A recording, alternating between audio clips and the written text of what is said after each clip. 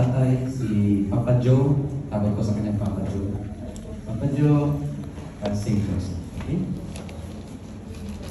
Dadasal na po tayo. Good evening po, brothers and sisters. Let us put ourselves in the most presence of the Lord, in the name of the Father, and Son, and the Holy Spirit. Amen. Yes, Lord God, we praise and thank you, Lord God, for this wonderful evening you given to us.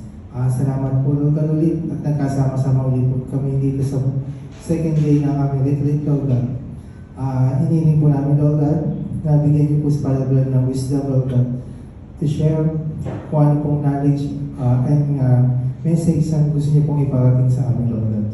Ganyan din po ang aming mga kapatid, Lord God, na parating, na you keep them safe, Lord God, na lalo po na maulan po sa labas. Ganyan din po ang bawat isa, Lord God, na you keep safe ang aming mga family, Lord God, way back sa Philippines, ganyan din po dito.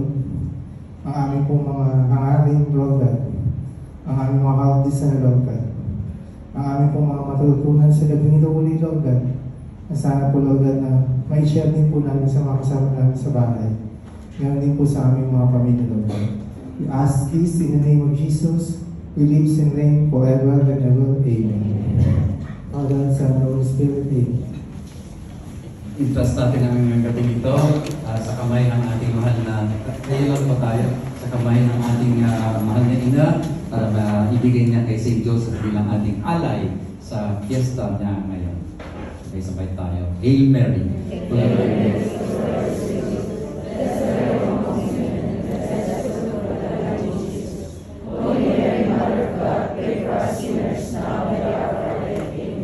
Mary, Our Lady of Arabia, Saint Joseph, Saint Arethusa, Father, the Son, the Holy Spirit. Good evening po sa ating lahat. Bago tayo magsimula, nakita ko, excited tayo excited yung mga mukha. Bago tayo magsimula po, nais ko munang i-acknowledge, sino yung mga taga-city? Galing pa pong city? Wow! Andun, okay, wow. Palagpakan natin sila. Balikan po. Yung mga taga-Amadi.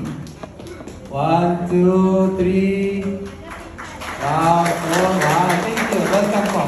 Siyempre, sa mga Salmia, ako taga-Salmia na rin. So, welcome po. Bago tayo magsimula, ang pagsimula ng ating pagninilay natin ngayon, ay i-recall muna natin yung nangyari kagabi. At madami, di ba? Pero hindi ako mag-recall, kayo. So I will ask some of you, ano ba ang bagong mga natutunan nyo kagabi? Pero balik mo na. Kahit isa lang, para yung iba makaano rin. What was the best learning for you last night?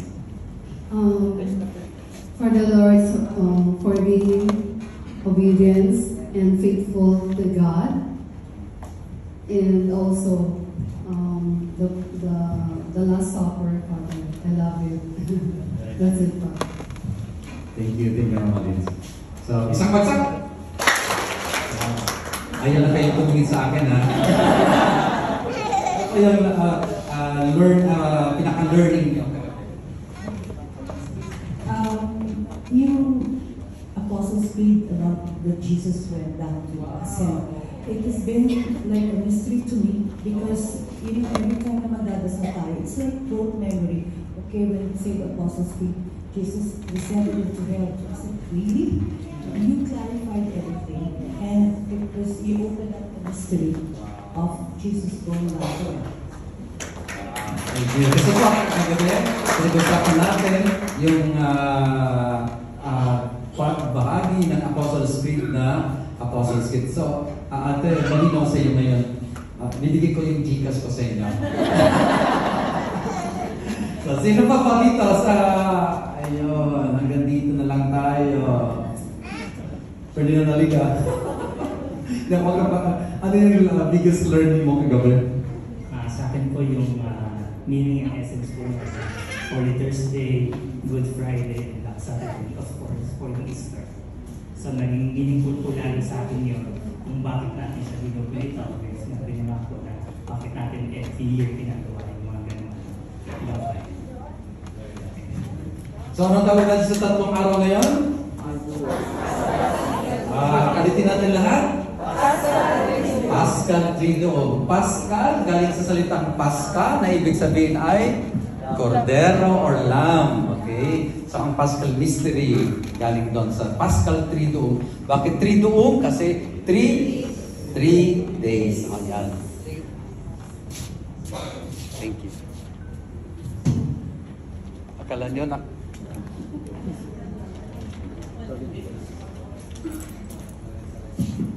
Akala nyo nakaligtas na kayo. Ano po yung biggest na learning niyo? Andito kayo, Gabriel. Ano yung biggest learning niyo po?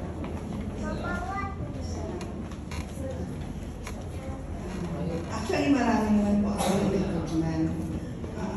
Yung tumahanap,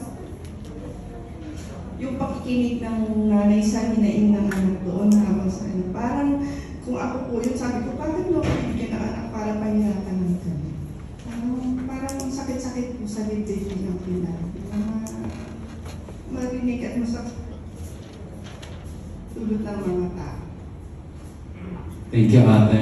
Salamat po. Yung sinabi po ni Ate ay yung si Jesus ng Holy Thursday ng gabi ay nag-iisa doon sa dungeon, nakagapos, kinunton siya doon. Tapos si Mama Mary naglalakad, hinahanap niya kung saan. Tapos na-feel na doon si Jesus sa taas siya. Tapos pinapakinggan niya yung daing ng kanyang anak. That is powerful, really.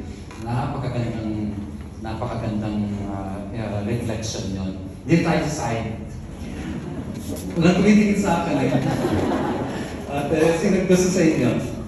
Sinong gusto na pinaka-learning? Binubuluntir ko niya. Reflection po, it's like yung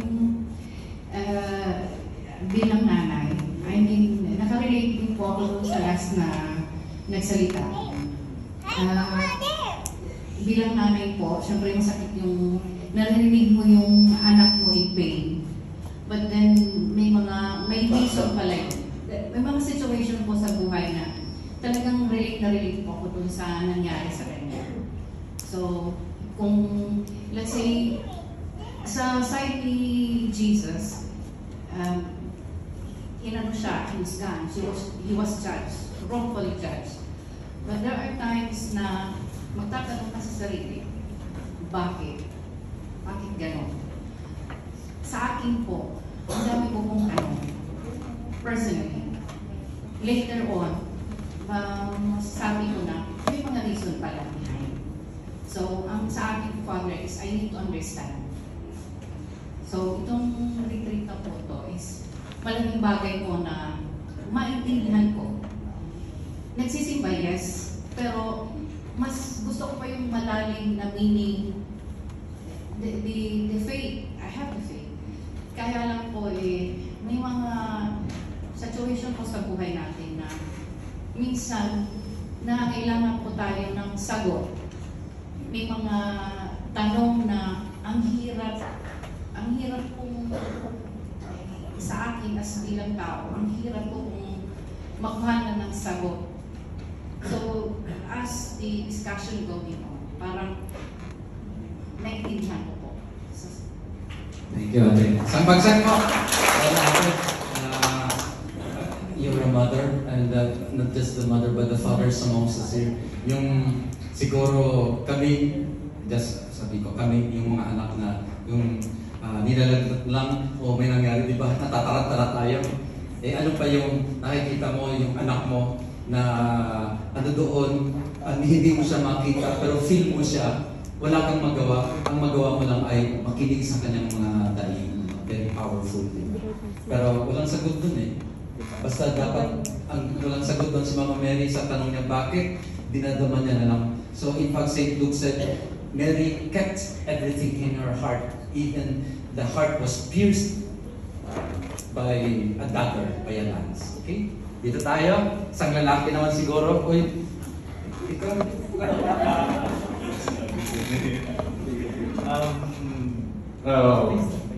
Learning yesterday, yung nakarelate ako doon na kahit na yung sinasabi niya na yung nangyari nangyari kaya sinabi ni ate na yung kapag kay Jesus na is first time ko narinig din after niyang niligay sana. Akala ko, sa pagkakaalam ko, dun dahil sa heaven, nila pala siya ni God sa baba. So parang dun ko na-realize na sabi mga father kahapon na ano man situation mo sa buhay, nandiyan si God para sa atin. Yung reflection po yun ay sa sinasabi natin sa Apostles' Creed, He descended into hell. So kagabi, pinagnilayan natin kung ano ang hell. Sige nga. Ano ang hell sa mga Jews? Hades or Sheol. Hades, sabihin natin, Hades or Sheol. Para pag narinig niyong binabasa yan dyan sa readings natin sa misa, alam ito yung sabi ni Father Blood, o yun, last Saturday. The body died, but the soul, tingnan niyo, the body died, but the soul is alive. The soul went down to the dead, Hades, in the moment of hell. God is with us when we are not alone. Sabado de Gloria, yun. Napakaganda naman ng summary ni So, kung may nagpupuminglas na gusto mag-share, ito na yung last. Sino pong gusto? Unless, pagkatapos ito, magsimula na tayo ng second day retreat natin. May pumipiglas na gusto mo. Ito, kuya, sige. Gusto ko lang kong i-share yung peplang prayer po. Kasi lagi ako nagdarasal ng 12, 3 at saka 6 yung Angelus at saka 3 o'clock. Pero kahapon ko lang naiintindihan kung ano talaga siya mahalaga po. Gaano yung nag-impact talaga sa akin. Parang sabi ko, oh, praise the Lord, sabi ko.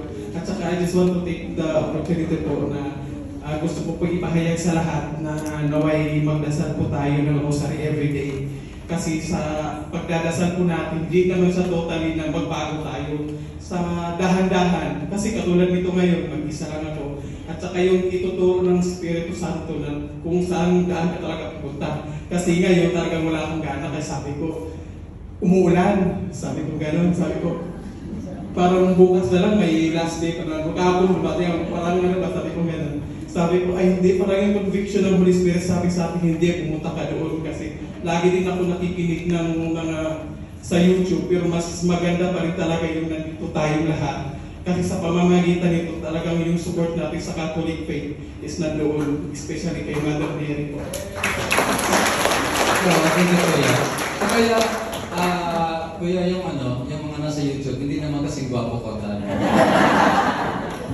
So, sabi po ni Kuya, yung 3 o'clock na pinaliwanag ko sa inyo, na 3, yung isa, na nung the heart of Jesus was pierced, nabuksan ang paraiso, tapos bumuka ang dagat, bumuka ang dibdib ng Diyos para ilabas ang bagong Israel na tayo. At ang pangatlo, yung templo, kortina sa templo, napunit sa taas, kasi ngayon makakapasok na tayo doon sa Holy of Holies. O, di ba? Kahit na nasira ang laptop ko, andyan yung file ko dyan. Sana na-transfer ko sa inyo. Okay? Very good, Kuya. Thank you po. By the way, in relation to that, maybe I will ask a little favor na kung gusto lang ninyo, pwede niyong i-alarm ang cellphone ninyo at 3 o'clock. O, ano gagawin namin, Father? 3 o'clock prayer po. Kung hindi nyo alam, Google nyo, 3 o'clock prayer. Okay? So, kagabi ay dinasal natin. Kasi ako, everyday, kahit anong ginagawa ko, natutulog ako, alas-alas na pala, kaya magdadasal ako ng 3 o'clock. Okay? So, please, 3 o'clock, tapos dadasalin natin ang 3 o'clock prayer. Okay? And then when you pray it, then recall itong theology na nabanggit ko sa inyong kahapon. Okay? So ngayon, ready na? Gina? Gina! Okay. This time, ipapaliwanag ko sa inyo, pag nilay tayo sa pinaka-paborito, hindi ko lang, kundi pinaka-importante, pinaka-maganda sa lahat ng parable ni Jesus. Okay? Ito ang parable of the prodigal son. Narinig nyo na ito. Pero alam niyo ba kung ano ang mga napapalaman dyan sa parable na yan? I will discuss with you. We will pagninilayan natin, ang mga hihimayin natin, ang kagandahan ng istoryang ito. Okay? So, babasahin ko muna.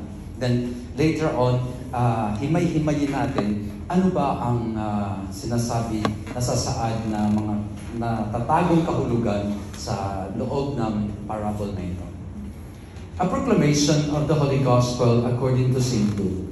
Glory to you, O Lord. Then Jesus said, a man had 2 sons, and the younger son said to his father, Father, give me the share of your estate that should come to me. So the father divided the property between them. After a few days, the younger son collected all his belongings and set off to a distant country where he squandered his inheritance on a life of dissipation. When he had freely spent everything, a severe famine struck that country, and he found himself in dire need. So he hired himself out to one of the local citizens, who sent him to his farm to tend the pigs. And he longed to eat his fill on the pods on which the pigs fed, but nobody gave him any. Coming to his senses, he thought, how many of my father's hired workers have more than enough food to eat, but here I am, dying from hunger. I shall get up and go to my father, and I shall say to him, Father, I have sinned against heaven and against you. I no longer deserve to be called your son. Treat me as you would treat one of your hired servants. So he got up and went back to his father. While he was still on a long way off, his father caught sight of him and was filled with compassion. He ran to his son, embraced him, and kissed him. His son said to him, Father, I have sinned against heaven and against you. I no longer deserve to be called your son. But his father ordered their servants, quickly, bring the finest robe and put it on him. Put a ring on his finger and sandals on his feet. Take the fattened calf and slaughter it. Then let us celebrate with a feast, because this son of mine was dead and has come to life again. He was lost and has been found. Then the celebration began. Now the older son had been out in the field, and on his way back, as he neared the house, he heard the sound of music and dancing. He called one of the servants and asked what this might mean. The servant said to him, Your brother has returned, and your father has slaughtered the fattened calf, because he is back safe and sound. He became angry, and when he refused to enter the house, his father came out and pleaded with him. He said to his father in reply, Look, all these years I served you, and not once did I disobey your orders. Yet you never gave me even a young goat to feast on with my friends. But when your son returns, who swallowed up your property with prostitutes, for him you slaughtered the fattened calf. The father said to him, My son, you are here with me always. Everything I have is yours. But now we must celebrate and rejoice, because your brother was dead and has come to life again. He was lost and has been found.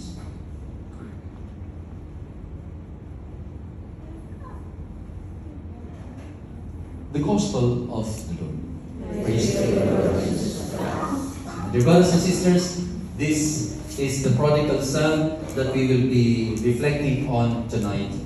But first, what does it mean to be prodigal? Ano sa Tagalog ang prodigal? Suwail, tama. Pero meron pang mas akmang salita sa suwail. Alibugha, pero malalim, di ba? Tayo ng mga Tagalog, hindi natin alam kung alibugha. Hindi natin alam. Pero merong common term na na pasaway. Tama. Pero, okay, pasaway, tama. Ano pa? Pasaway, alibuga, patapon. Tama. Very nice. Okay. That's a very nice Tagalog term. Ano pa po?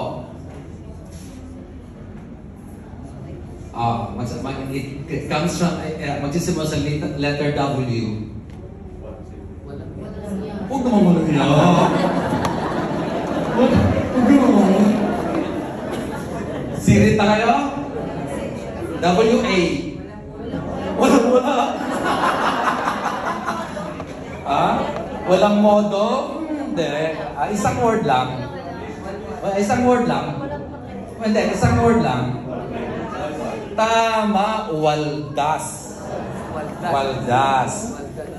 Yung walang hiya, yung mga walang mga ayun, pero ang pinakatumbok na salita ng prodigal son ay waldas. Yung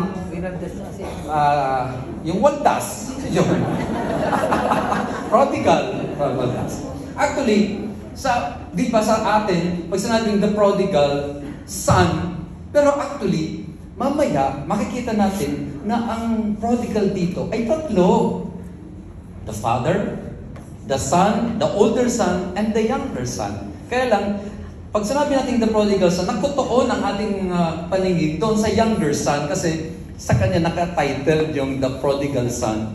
Later on we will see that the prodigal here is not just the younger son, but also the elder son, who is even worse than the younger son. Diba? Mamaya, discuss natin yan. And of course, the father. Sabi niyo, bakit naman po, father, na prodigal o waldas din ang ama? Kasi i-discuss din natin. Okay? So, prodigal means waldas. Walang hiya. Okay, so, now, himayin na natin ang parable po.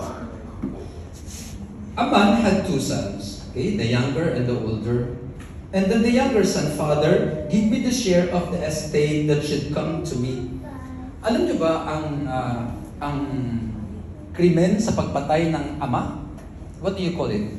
It starts with letter P. Parricide. But actually, the right term is not just parricide, kundi patricide. Patricide. Kasi parricide ay pwede kang pumatay ng kapwa family. Pero sa father mismo, patricide. It comes from the Latin word patris. Kaya pater. Patricide. Yan pagpatay. Bakit natin sinabi na may patricide dito?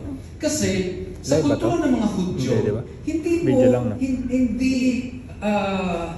hindi mo dapat tingin ang iyong mana kung buhay pa ang nanay sa katatay mo. By the way, walang nanay dito sa tatay ang pinag-usapan. So, parang it is equivalent, the younger son asking for his inheritance is actually equally killing his father. Kaya parang sinasabi niya na, matay ka, para akin na yan. So it was, it is a case of patricide. Okay, so yun ang unang kasalanan. Ang paghingi mismo ng mana o ng kayamanan is itself a sin because it is tantamount of wishing your father dead. This is like killing your father. So yun. And then, kung bakit natin sinabi na ang parable na ito ay tungkol sa waldas na ama, sapagkat ibinigay niya ang lahat doon sa anak. Ikaw pa naman, kung tatay ka, di ba sasabihin mo sa anak mo, anak, wag naman, buhay pa ako. Pero hingitin mo muna akong mamatay bago. Anyway, nakasaad naman sa Last Will Testament na mapapasayo naman ko. Kunting hintay na lang muna. So di ba, ganun nga sabihin natin, kung mga Hudyo tayo, hintay muna. Ang ilang taon, dead ball na ako. Sa'yo na lahat naman ito di ba? Pero no. He did not say that. In fact, He gave everything. Yun ang pagiging waldas ng tatay. When He gave everything that is due to the Son, ay talaga namang yung mana mapapunta doon sa dalawa. Kaya binigay niya na waldas ang tatay. Waldas in a positive sense. Kasi ang pagiging waldas ng younger son, negative. Okay? Mamaya i-discuss natin. So, ito ang reason kung bakit sinabi natin na ang tatay himself is also prodigal. Okay? Because of his love to the son. O, di ba, i-appropriate natin kagad ito. Di ba, pag nagdarasal tayo, Father, Lord, pwede ibigay mo na sa akin. Pag hindi binibigay, please, ibigay mo na sa akin. Ulumulo ako pa, Father. Kailangan ko talaga po ito. Please po. Tapos magkano ka pa ng nakaluhod, maglulubina kay St. Jude, kay Mama Mary. Father, please naman talaga kailangan ko na po ito. Please. Minsan, napipilit na ng tatay natin ang Diyos kasi naawa na talaga siya sa atin. Ganyan siya kawalda sa atin. Kahit na hindi niya gustuhin na lang kasi awa na siya sa atin. Kahit na alam niya, yung hinihingi natin ay makakasama sa atin. Sa sobrang pagkahabag niya, sige na nga, ibigay ko na ito kay Father Dad kahit na alam kong hindi ito maganda sa kanya. Minsan tayo napapasama sa mga hinihiling natin sa kanya. Di ba? Ganyan ang tatay natin. Ganyan ang tatay dito sa parable. Ganyan siya sa atin. Pag humingi tayo sa mga bagay-bagay, mga akala natin blessing na akala natin emergency na, Lord, ito na, please. Tapos pag hindi, nagkakalit tayo, pumunta tayo sa Father, bakit naman gano'n ng Diyos? Di ba? Nagreklamo tayo. Pero here, no questions asked. He just gave everything to the younger son. It goes to show how prodigal, kung paano waldas siya sa pagbigay sa atin. Okay. In fact, let's go a little bit deeper into the theology of giving. Alam niyo ba na ang Diyos Ama, ang nature niya ay ang magbigay? Kasi sa pagsimula pa, nilang tatlo ng Ama, Anak at ang Espiritu Santo, ibinigay ng lahat ng ang Diyos Ama, ang lahat ng Kanya, ibinigay sa lahat. Kaya naman, ito na ulit tayo, sa Apostles' Creed, ang sinasabi dyan, I believe in Jesus Christ, only Son, who is consubstantial with the Father. Di ba? Di ba? Binadasal natin yan. Consubstantial with the Father. Ano ba ang consubstantial? Naintindihan niyo ba yung consubstantial dyan? Ang ibig sabihin ng consubstantial, yung lahat ng substance, lahat ng essence, lahat ng Kanya, ibinigay sa anak kay Jesus. Kaya naman si Jesus, same substance, consubstantial. Di ba? Kaya next time, pag nagdasal tayo ng Apostles' Creed na sasabihin, He is consubstantial with the Father. Ito na yung sinabi ni Father Blood sa retreat. Same substance. Kasi ibinigay ng lahat ng Ama, kung ano ang sa Kanya, ibinigay lahat. Maliban sa isang bagay na hindi kayang ibigay ng tatay. Ano yun? Lumaki yung mga mata nyo? Huwag talaga, meron ba? Lahat na ibinigay na pala, pero may natin pang hindi.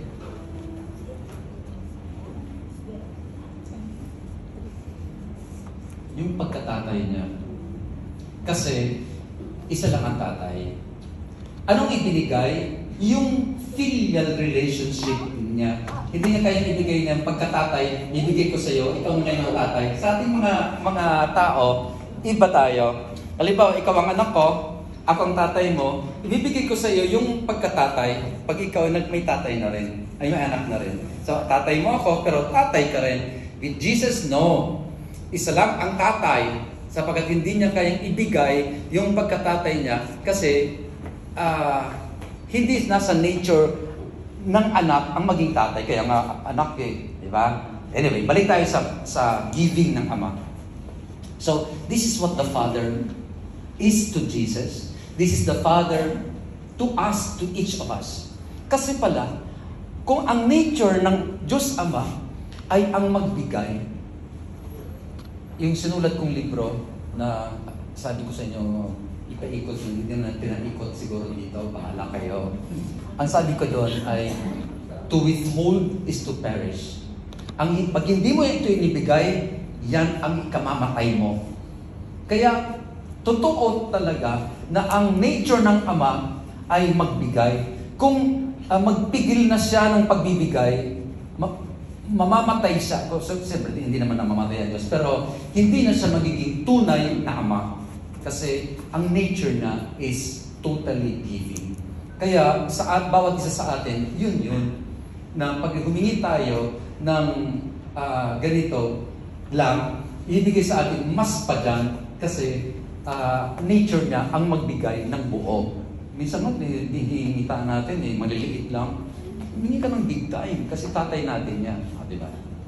So yun po ang the nature of giving by the Father. Kaya natin yan ang pinakita dito sa parable. That He gave everything to the younger son. That's how waldas or prodigal the Father is to the son, to the younger son, and to each of us.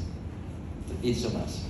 Okay. Halimbawa ngayon, maglalagat po ako ng 30 days. Pag-aling ko dito, maglalakad ako from France to Spain. Nag-iisa, dala ko yung backpack ko. So, ano mangyayari sa akin doon? 30 days na 25 kilometers na maglalakad ako for 30 days kasi gusto ko mag-celebrate ng 30 years ko as a priest. Di ko alam. Pero I believe that God will provide. The Father will provide. Hindi ako pababayaan. Amen? Yes! So, makikita nyo lang, naglalakad na si Father Vlad doon sa mga gubat sa France, sa puntang Spain. Anyway, so ganun ang Father natin. Pag dumating tayo sa mga kawalan, pagdarahok sa kahirapan, isipin natin ang gabi nito. Father Vlad taught us that the nature of God the Father is to give. Hence, I will ask and He will give it to me. Okay? Very good. So, yun. So the father divided the property between them. After a few days, the younger son collected all his belongings and set off to a distant country where he squandered his inheritance on a life of dissipation. Anong dissipation? Ano bang dissipation sa Tagalog? Yung luxurious life. Okay? Luxurious. Whatever the luxurious life, siguro,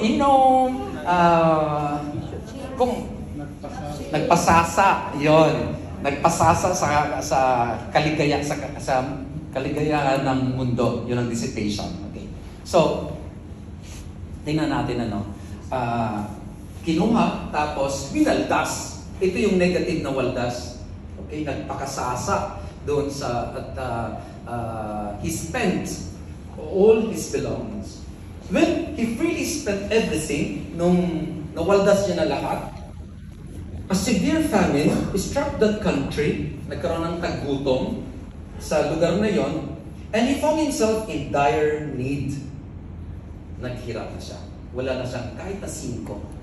Imagine, once a prince's son who had everything in life suddenly becomes a pauper. Suddenly becomes almost like a beggar. Walang-wala na. Ni 5 wala. Yun ang nangyari. So he hired himself out to one of the local citizens who sent him to his farm to tend the pigs. Okay.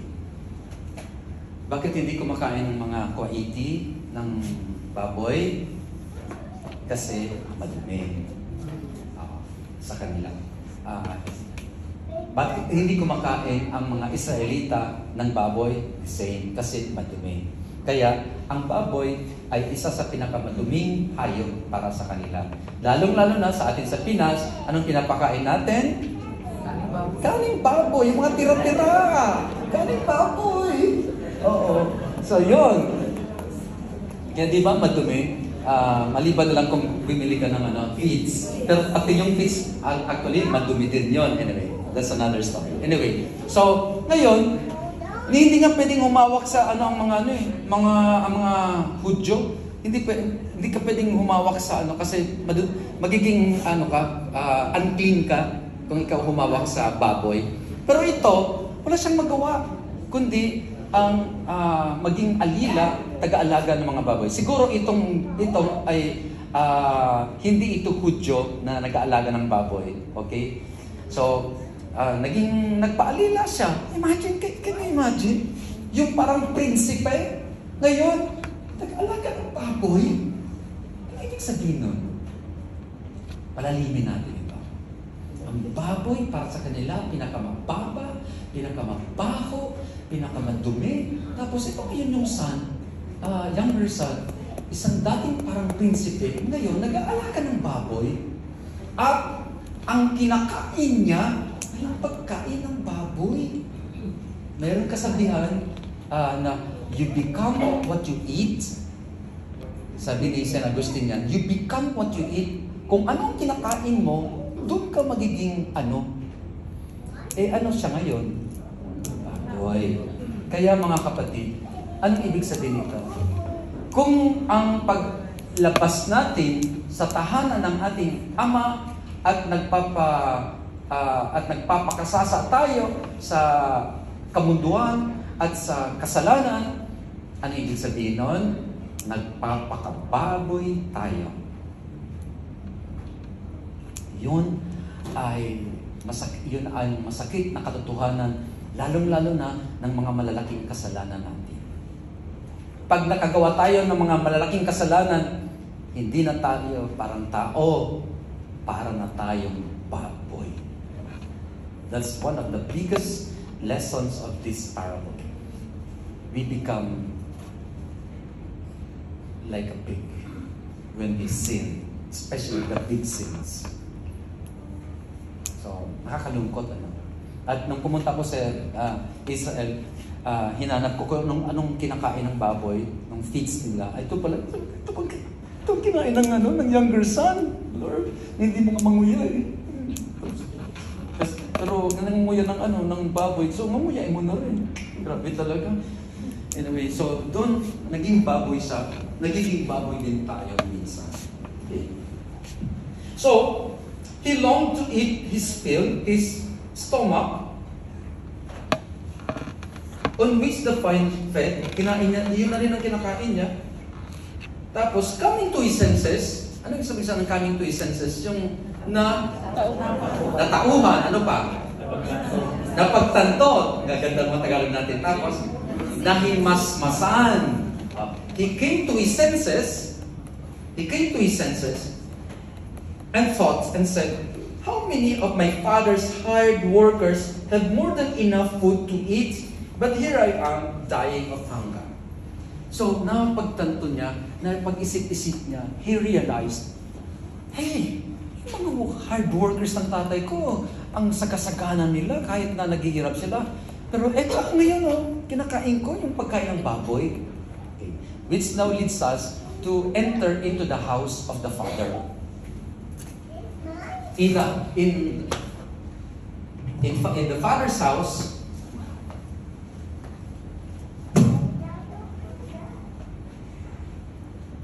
there's the Father. There are the two sons and the workers. Marami. Hired workers. So ito ang komposisyon ng Father's house. The Father, the sons, and the hired workers. So na-realize ng younger son na mabuti pa doon sa tahanan ng aking tatay, Sasarap na kinakain ng mga, ng mga alila namin, ng mga katulong namin. So, yun ang na-realize niya dito. Okay? Now, he said, I shall get up. Nahimasmasan. I shall get up and go to my father. Babalik ako sa tatay ko.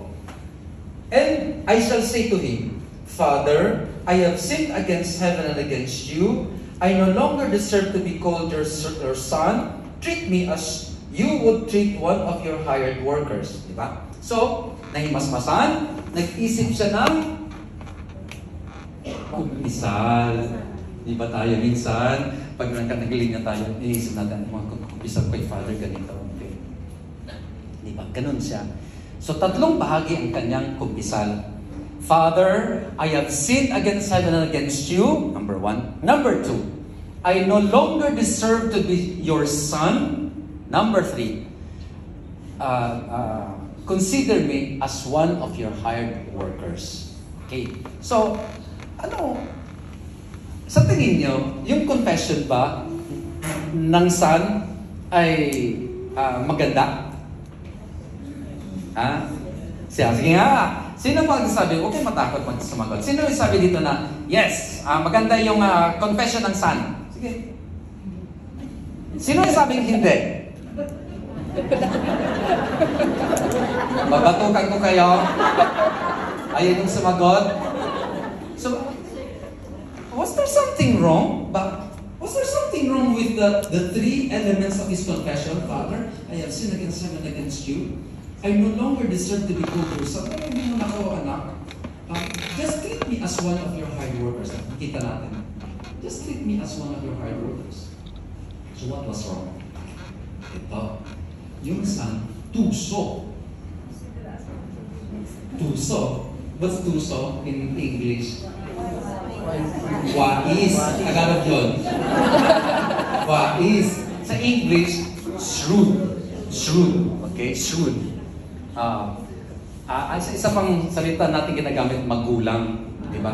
Hindi yung magulang na parent, kundi magulang na nakakaisa, naisahan ako. So, nag-isip yung son, akala natin, magkukumpisal 3, pero, may isang iniisip siya na gusto niyang isahan ang tatay niya.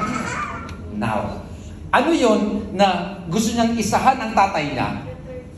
Letter? The third one. Sige. Bakit ate? Ano yun? Kasi po, like, treat me as your servant. It means kakain siya. Yes! O, di ba ate? May tama ka. Wala kasang tawa. Tama! Para may makain siya.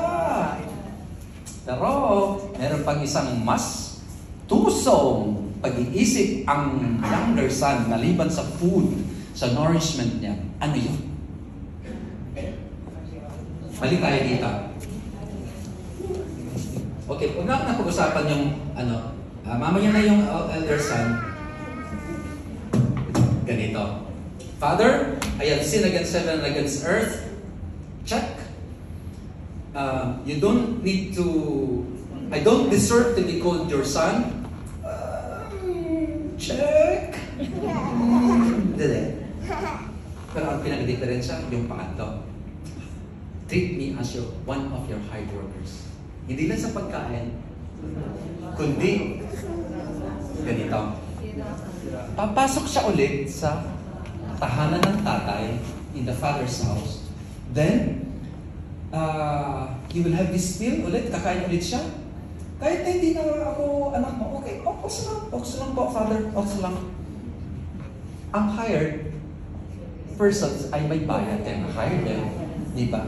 Pwede niya yung kunin yung bayad, iikunin niya at ibabalik niya yung kayamanan na wilandas niya. So that, isang araw, pag nakaipon na siya, ibabalik niya sa tatay niya, eto yung winaldas ko, ngayon, anak mo ulit ako. Diba? Tuso. Diba? At yan makikita natin mamaya, makikita yun ang tatay niya. So, kayo nga, hindi nyo nakita eh. Di ba? Kung hindi ko pinaliwanag sa inyo, hindi natin makikita yon sapagkat nasa isip ang evil. The evil intention here is in the mind. Is in the mind. But the Father knows, fully knows the Son. Mamaya, ipakita ko sa inyo. Pero, dito muna tayo, di ba? Akala mo magkukumpisal, di ba? O, tapos, yun pala, may tinatago na pag-intention. Yun pala, para makaipon siya, ibabalik sa tatay. Ngayon, saan na ulit ako? By force. By law. Diba? Walang magawa ang tatay. Kasi pag binalik niya yung hinaldas niya, wala siyang magawa kasi naibalik na. Ngayon, diba? Diba? Ano na ulit ako? Saan ulit ako? So, okay. So, yun. Diba ang ganda ng kung pinapaliwanag ka? Kaya lang, ang problema dito, wala namang magpapaliwanag ng ganyan kasi yung paghimay-himay nito, talagang ginagawa ito sa mga ganitong forum. Okay?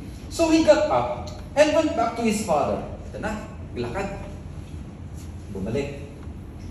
While he was still a long way off, his father caught sight of him. Wow! Nakita ng tatay. Ano ibig sabihin nito? That all his life, naghihintay ang tatay. Naghihintay. Okay. Bakit hindi hinanap, ang sagot ang isang tanong nito, bakit hindi pa father hinanap ng tatay ang anak? Hindi. Kasi dapat pagkukusa yon na dapat gawin ng isang anak na nawala. Okay. Kasi di mo naman saan mo hanapin kung saan napunta yung tatak ng anak mo, kaya babalik sa eto, nang dumarating yung ng anak, yun nakita ng tatay. All his life pala, ang isang, the whole of his life is a life of waiting. Yan muna tayo. Alam niyo ba, mga kapatid, kuya ate, alam niyo ba na ang buong buhay ng Diyos Ama ay paghihintay sa atin? Huwag yung simple sabihin nyo, yes, paghihintay na magbago tayo. Check, di ba? Naghihintay siya sa atin na bumalik tayo. Check. Pero alam niyo ba, at maaalala niyo ang gabing ito pag ito dumating na sa buhay ng bawat isa, ang buong buhay ng Diyos Ama ay ang paghihintay niya sa atin sa langit. Diba?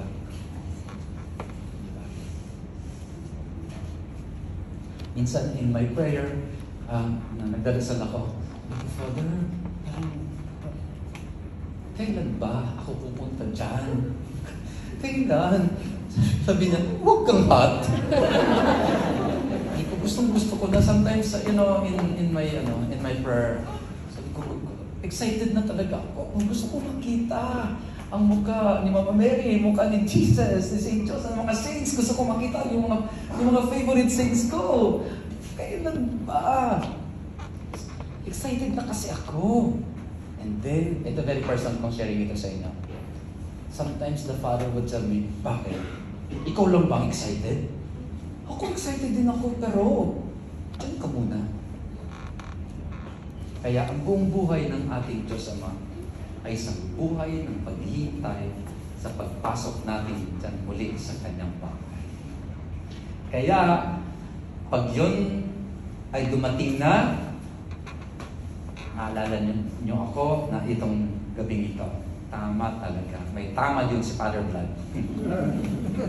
Grabing excitement ng tatay natin sa pagbalik natin sa Kanya. Hindi lang pagbabalik loob dito sa lupa, yung pagbabagong buhay natin, hindi lang, isa yon. Pero ang pinakahihintay na sandali ng Diyos Ama, yung pagbalik natin sa Kanyang sinapupunan, yung langit. Okay. Ano muna ako? So yun.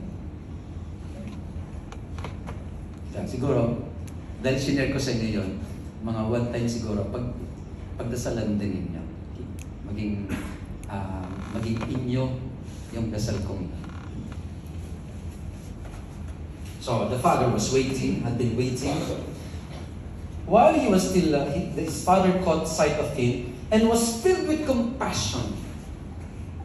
Puno ng habag, puno ng awa. Di ba?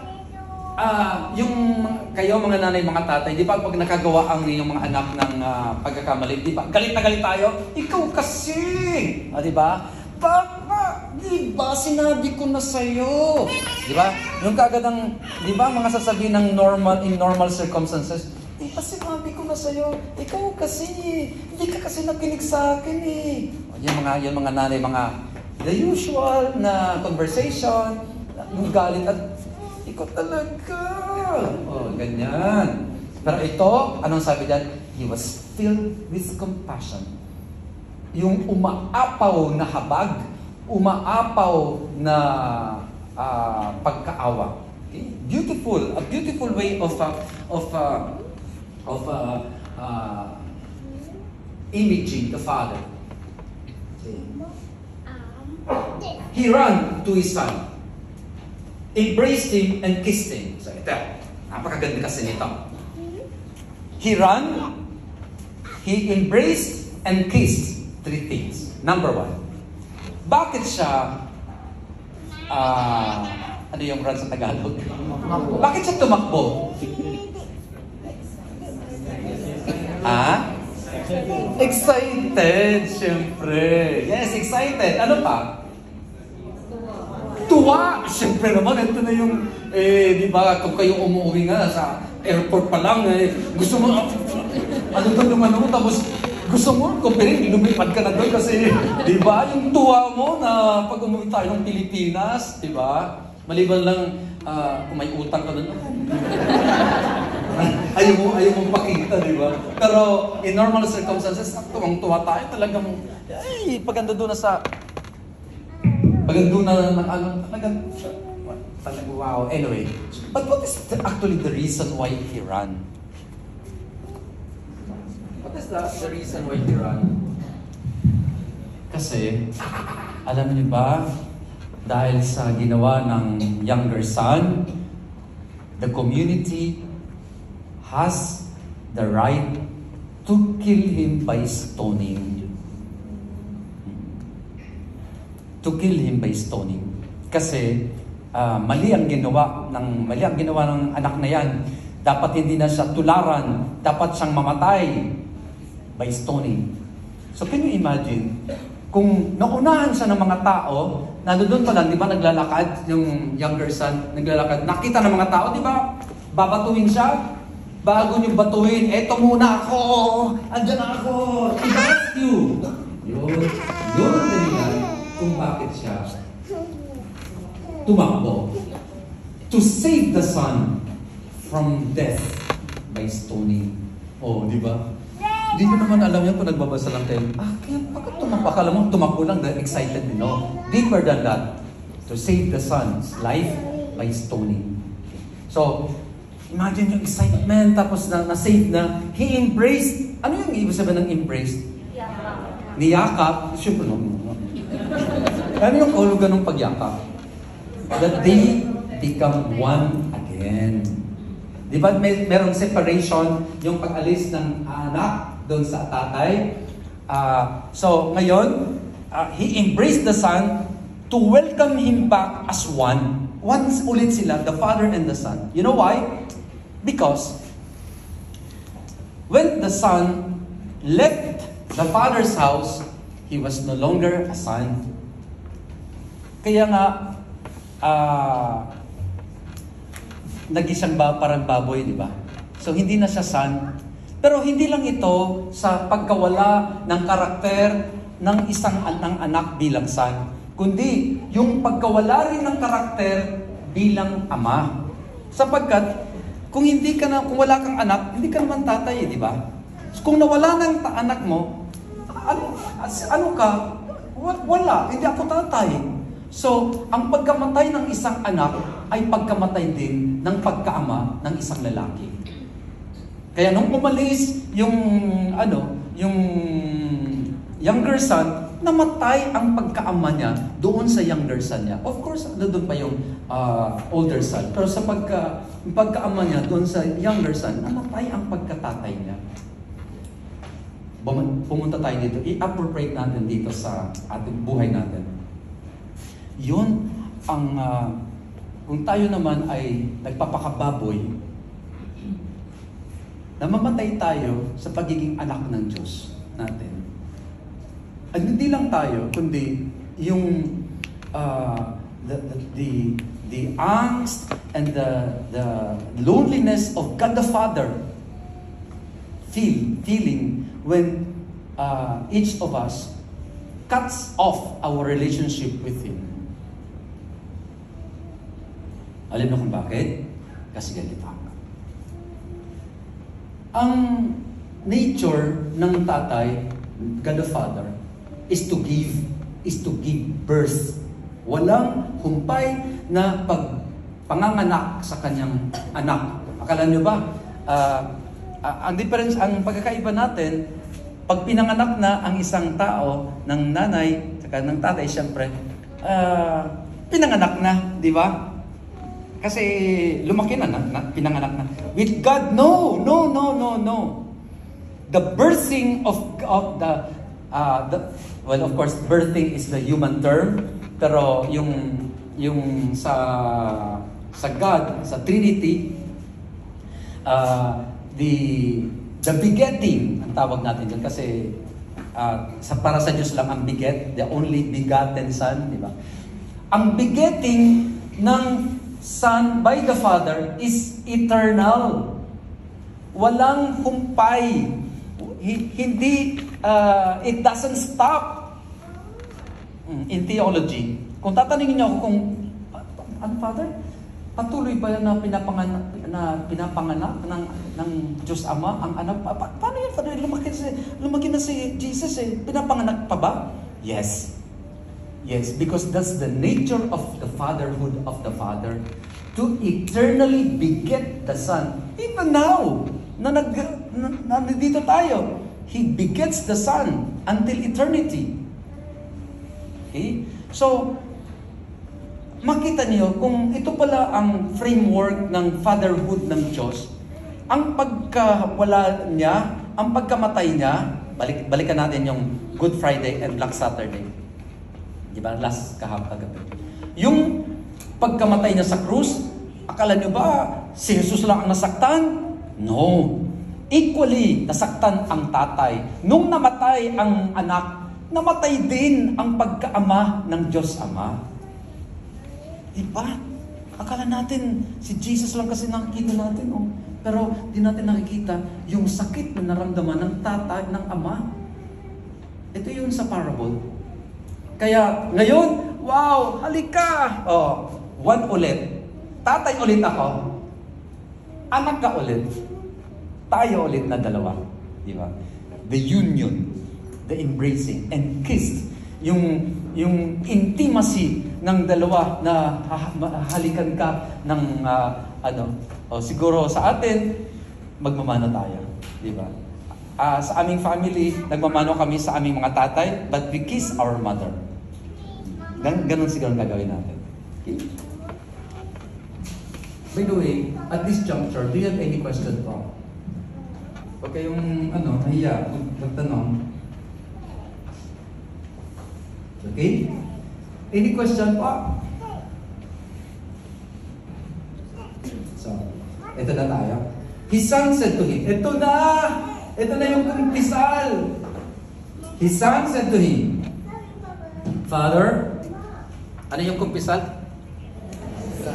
I have sinned against heaven and earth. Number 1. Number 2, I no longer deserve to be called your son. Number 3, treat me as one of your hard work. Basahin natin kung talagang yung sinaulo niya, yun ang sasabihin niya sa tatay. His son said to him, Father, I have sinned against heaven and against you. Check. I no longer deserve to be called your son. Check. Nasabi niya ba yung pangatlo na treat me? No. Ito nang sunod. But his father ordered his servants, quickly bring the finest robe and put it on him. Diba? Hindi na pinasabi ng tatay yung pangatlo kasi tuso nga. Alam ng tatay. Oo, nasasabihin niya yun. Kaya, di ba sa, Father, sorry po. Father, lang po ako. Tapos, may sasabihin pa sana siya na, hindi na pinasabi ng tatay. Sabi na, magmadali. Kunin niyo yung robe na para sa kanya, di ba? You know why? Because the Father knows His Son so well. Hindi mo matutuso ang Diyos. Hindi mo maiisahan. Hindi natin kayang isahan ng Diyos. Ito yung mga nangyayari sa kumpisal. Kumpisal ako, pero itong isang ito talaga, hindi ko pa kaya talaga itong sasabihin.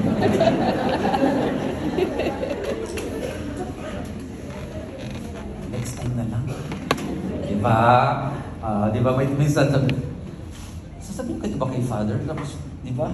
Kaya naman kasi, tapos hindi ko mabago ang boses ko, talagang kilala ko nito ni Father. Di ba may butas? Sana di ako nakita doon ni Father.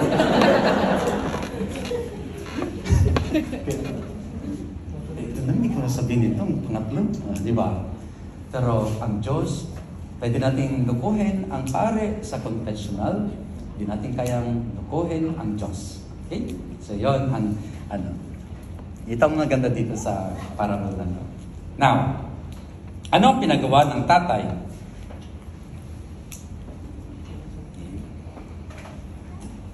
Quickly bring the finest robes and put it on him. Ano ibig sabihin dito? Kunin daw yung finest robe. Ibig sabihin nun, ang anak ay hubad. Hubad. Ang ibig sabihin pala nito, when we commit sin and we are no longer son or daughter of the Father, we are naked. Balikan natin yung Old Testament. Nung nagkasala si Adan sa si Adan sa Eva, wala naman talaga silang saplot, di ba? But they were not naked. Kasi ang nakedness ay nasa isip with malice. Kasi silang dalawa, si Adan sa Eva, okay lang. Naglalaro sila, nakausap nila ang Diyos.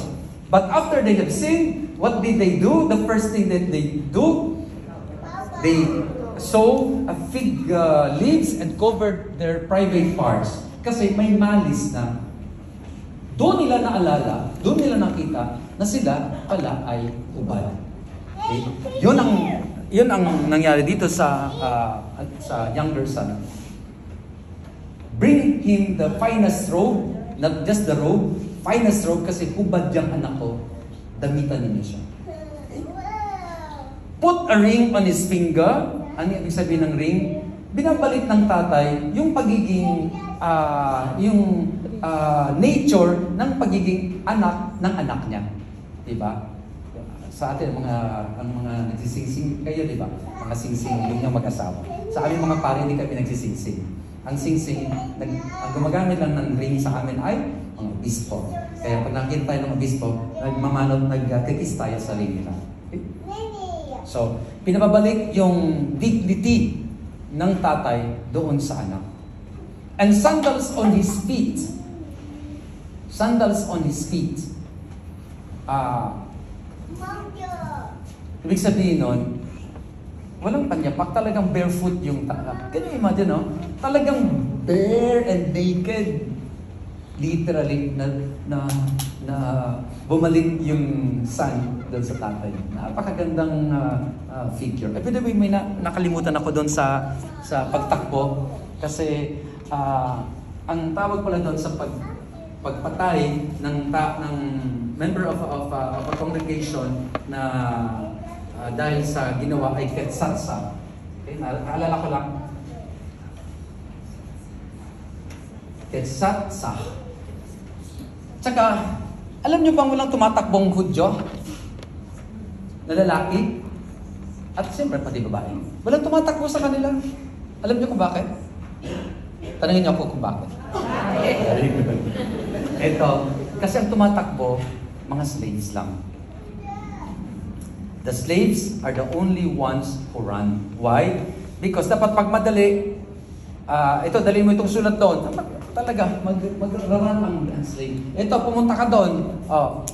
The slaves would not walk. They should run. So can you imagine the father running? No. No. Hindi yung gagawin ng isang tatay ang tumakbo. Kasi that's against their culture. Kasi di ba, yung nakasutana, gaganon ka, di ba? Mga ganon ka. Agit naman, di ba? Gaganon ka. So, they never run. But the father ran against the culture because he wanted to save the son from Ketsatsa, from stoning. Okay? Nasa na tayo? Then, take the fattened calf and slaughter it. Ibig sabihin nun, yay! Tibugan! Kainan tayo, mag-celebrate. Let us celebrate with a feast. Fiesta tayo because, ito ang ganda, because the son of mine, merong ownership. Inako niya yung pagiging anak niya, nung anak niya.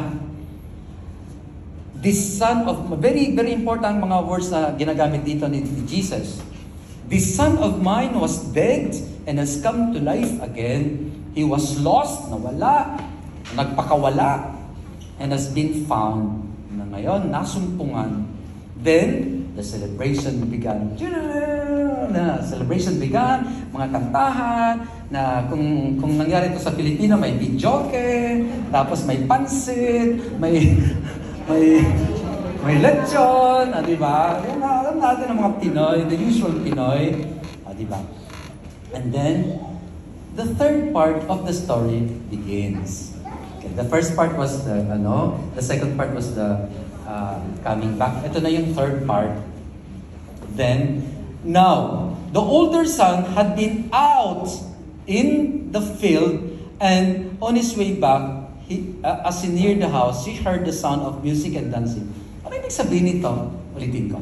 Now, the older son had been out. Ibig sabihin nun, the older son was not inside the father's house. Di ba? Ang ganda. Di ba?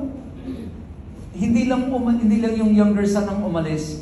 Pati pala yung younger son, nasa labas din ng father's house. Okay? Yun yung ibig sabihin. Kasi, meron tayong dapat na ayusin, meron tayong dapat maintindihan sa karakter ng older son. Okay? He called one of his servants and asked what this might mean. The servant said to him, your brother, yung kapatid mo, di ba, has returned, and your father has slaughtered the fattened calf because he has been back safe and sound. Ito na. He became angry. Naggalit siya. And when he refused to enter the house, imagine, naggalit at ayaw pumasok sa tahanan, sa bahay ng tatay nila. Sa tahanan nila. He refused. Hindi ako papasok dyan. Diba? Parang, yung parang tayo, yung, diba? Yung tampo natin, yung galit sa, hindi ko na bahayan. Di ba? Ayaw natin na kasi andiyan yung kapatid natin o yung kinasusuklaman natin ng miyembro ng pamilya natin. Bahala sila. Ayaw ko pasok diyan. Di ba? Minsan na nangyayari ito sa buhay natin eh. He became angry, and when he refused to enter the house, eto na. His father came out. Di ba? Ito yung father sa younger son tumakbo. Ito, hindi na sinabing tumakbo. Pero pumunta doon sa older son, came out and pleaded with him. Pleaded. Nakiusap ang tatay. Can you imagine, the humility of the father here? Tatay? Makiusap sa anak? No. They never do that with among the Jews. Never. Makiusap ang tatay. Anak, makiusap? Yes. Tatay, no. But it said here, pleaded with him. And he said that. He said to his father, in reply, the older son, look, All these years, I served you, and not once did this I obey your orders. At least yung younger son, nang bumalik, tinawag siyang tatay. Father, I sinned against heaven and against you. Diba? May tatay. Dito, anong sabi niya? Look, all these years, I have served you. Ibig sabihin pala nito, balik tayo sa father's house. Look! Ha? Tingnan mo! Diba? Parang sa doon sa Pilipino. Tingnan mo! Kung yung drama natin. Diba? Kasi director ako sa mga play. Oh, sinasabi kaya pala. Tingnan mo! Sabi niya,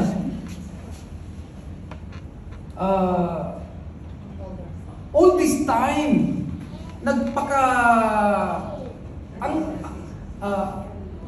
ang isip pala ng older son, hindi son, kundi worker. All this time, I served you. Nagpakaalila ako sa iyo all these years. Hindi kita dinisobey. O diba?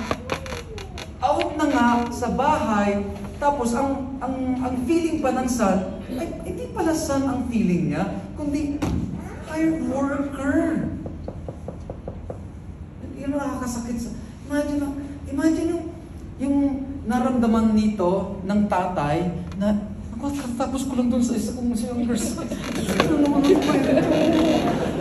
Di ba kayo mga magulang, ganyan, tapos ko lang problema dito sa isa kong anak. Ano naman doon anak? Ano naman ba yan?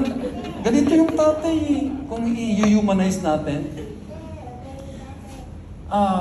Look, nagpakahirap ako tapos hindi pa ako, di ba? Parang nakikita ko yung naliksik yung mata ng anak sa tatay.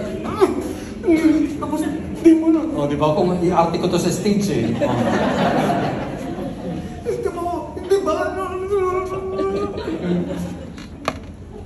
Grabe yung siguro, yung animosity, yung anger ng anak, yung tatay siguro. I can't imagine.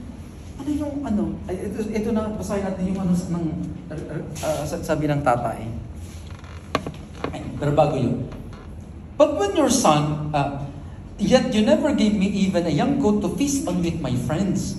Ibig sabihin nun, talaga hindi siya bahagi ng tahanan ng tatay kasi ang concern niya, yung parang hindi ka nag-disobey, yung feeling mo, good boy, tapos naghihintay ka na, ay, sana makita ko ng tatay ko kasi dapat meron akong reward para mag-jamming kami ng mga barkada. O, di ba? Ganun sa atin sa mga Pinoy. Di ba? Hindi man ako nakikita ng tatay kong ito. Hindi man hindi ako binigyan ng tapos binigay sa younger na kapatid ko. Hindi man lang ako pumuntang bar. O, eto pa. But when your son returns, sabihin, when your son, hindi mo lang sinabi niya, but when my brother, o di ba? Merong divide. Nakita niya? Merong divide. But when your son returns, who swallowed up your property with prostitutes? Ano mo nalaman prostitutes? So, ibig sabihin nun, hindi lang siya galit na galit, kundi nag-accuse pa siya. Ano yung masanabi dito sa unahan na binaldas niya ang kayamanan sa masasamang babae, di ba? Pero yung elder son, yun ang kanyang accusation against his younger brother. That binaldas niya ang kayamanan ng tatay niya sa masasamang babae.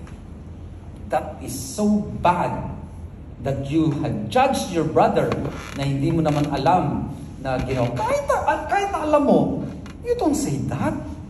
Kahit alam mong na pumasok yung... Kasi siguro nakita mo, pumasok sa alam mo na kung pinapasukan ng mga lalaki. Hindi pa naman ako nakapasok dyan.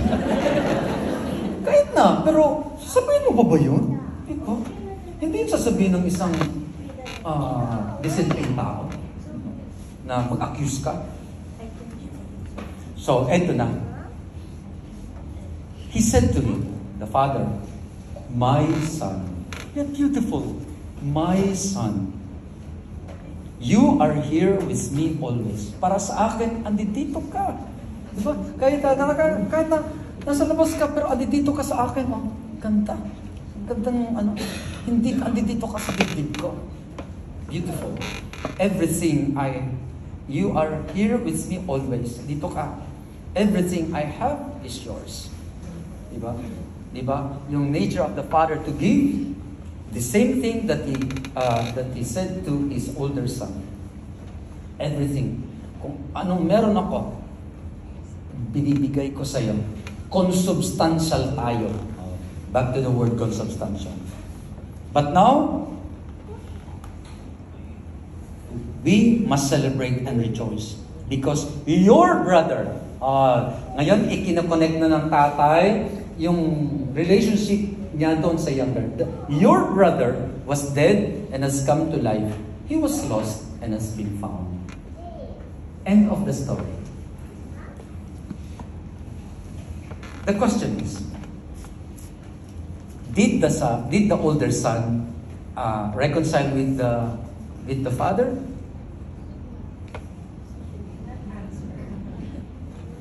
Who knows? Did the older son make up with the younger son? Who knows? It's an open-ended story. Why? Because this story is not just a mere story, it is our story. Yun ang ganda doon. Amen! Amen! Diba? Kaya naman, ano sarap? Amen?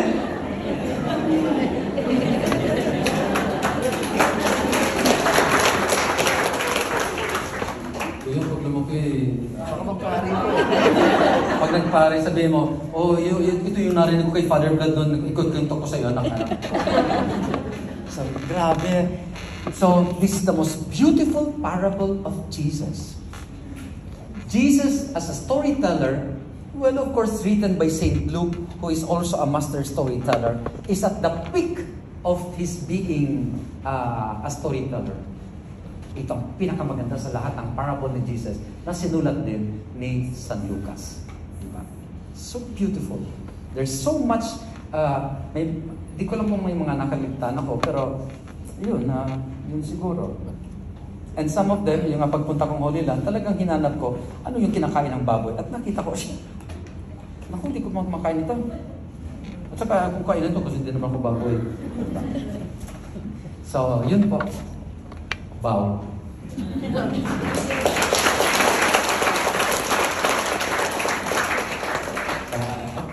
Ngayon, I will ask everyone to face kayong dalawa. Dalawa po. Face each other. Dalawa. Kahit na hindi mo kakilala, pakilala ka. Sige na po, ate, kuya. Eto na po. Yung question ulit na, ano yung naka-struck sa'yo? Number 2, ano yung lesson mo? Saka pangatlo, the usual, ano yung pinapagawa ng Diyos sa'yo? Kahit na isa lang doon ang sagutin mo, I'll give you mga 5 minutes kayo na mag-share. Okay? Sige na po. Ano yung naka-struck? Ano yung bagong lesson? Anong pinapagawa ng Diyos sa'yo? Sige na po. And then mamaya, mag-iikot ako para mag-share kayo.